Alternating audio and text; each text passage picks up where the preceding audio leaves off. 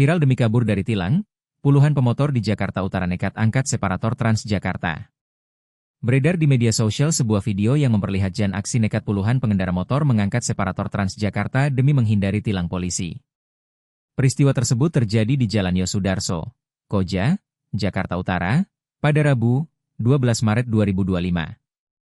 Dalam video yang diunggah pemilik akun Instagram Infopriok, tampak puluhan pemotor menerobos masuk jalur Transjakarta. Diduga pengendara motor itu panik saat melihat razia polisi di ujung jalan. Alih-alih pasrah, mereka justru memutar balik kendaraan mereka dan melawan arus. Aksi sembrono ini tak hanya menghambat laju bus Transjakarta, tetapi juga hampir mencelakakan seorang ibu-ibu pengendara motor yang nyaris terjepit. Kini aksi nekat pengendara motor itu sontak menuai kecaman dari netizen.